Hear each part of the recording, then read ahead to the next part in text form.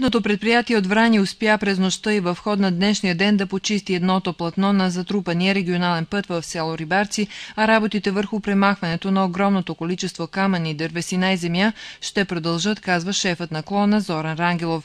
От дирекцията за строителни площи и пътища заявява, че с нощи са ангажирали возило за превозване на закъсалите хора, възпрепятствани при преминаването на проблемния участък с преминаване по обходния маршрут. Свлачището настана около обяд, когато затвори регионалния път Босилеград-Рибарци на дължина около 100 метра на около 200 метра от моста към границата с България. Днес няма колони от автомобили, колите се пропускат и няма застой в движението в посока Босилеград, граничен пункт Рибарци. Усилията на Общинския щаб за бедствени положения по отклоняването на щетите от обилния снеговалеж продължават. Почистват се пътищата в високопланинските села, заявяват от Общинския щаб и добавят, че почистването става по сигнал на хора, които имат трудности и изпитват нужда от медицинска и друг вид помощи. Механизацията на публичните предприятия, дирекция за строителни площи, пътища и услуга работят на пътната мрежа в селата Ръжана, Лисина, Дукът, Бранковци, Доганица и Горна Любата. На доста пътни участъци вследствие на валежите и интензивното снеготопене се активизират свлачища, които създават проблеми на местните пътища. Работи се върху отклоняването им, уточняват от кризисния щаб. За следващата седмица е насрочено второто заседание на Националния съвет на Българското национално малцинство. Националният съвет ще заседава в петък на 27 март, като заседанието ще бъде и учредително и работно.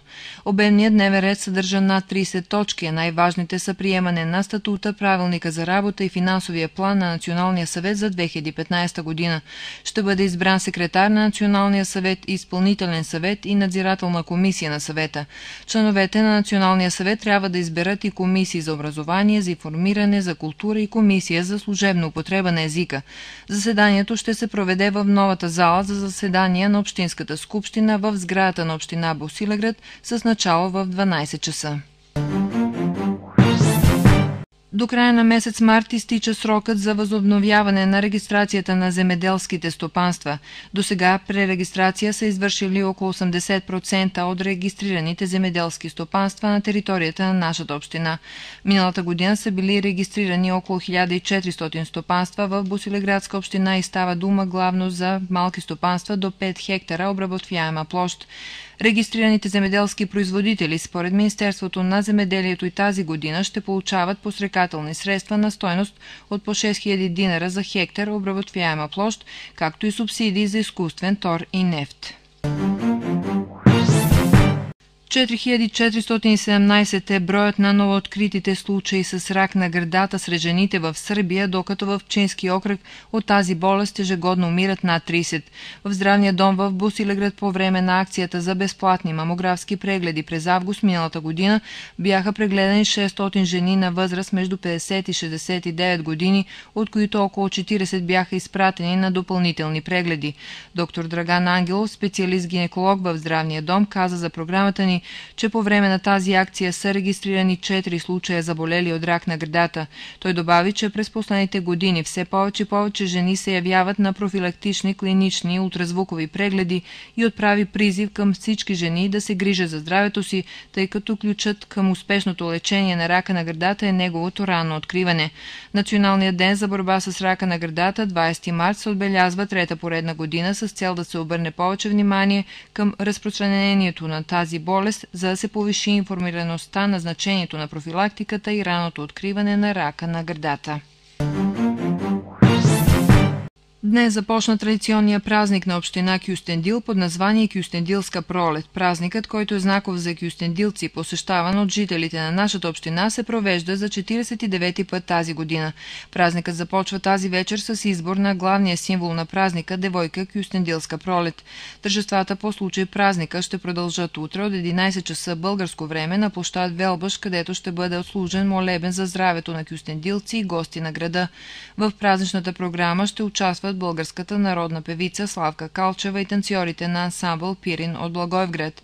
Празнична програма ще има и от 12 часа на сцената в лесопарк Хисар Лъка, където ще участва състави от община Кюстендил. Като съчетава идването на пролета, традицията и родовите срещи, хората в града се поздравяват с типичния само за Кюстендил поздрав «Честита пролет».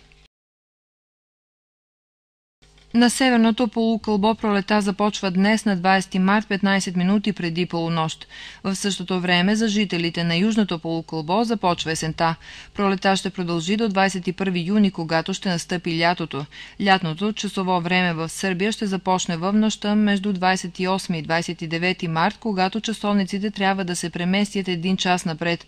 В Сърбия лятното часово време беше въведено на 27 март 1983 година. От 1995 година часовниците се преместват последната седмица на септември въз основа на решение, взето от правителството, а преди 9 години бе приет нов закон, с който лятното време е съгласувано с Европейския съюз. Днес имахме и възможност да наблюдаваме едно рядко природно явление, частично затъмнение на Слънцето, което бе видяно от Сърбия и цяла Европа.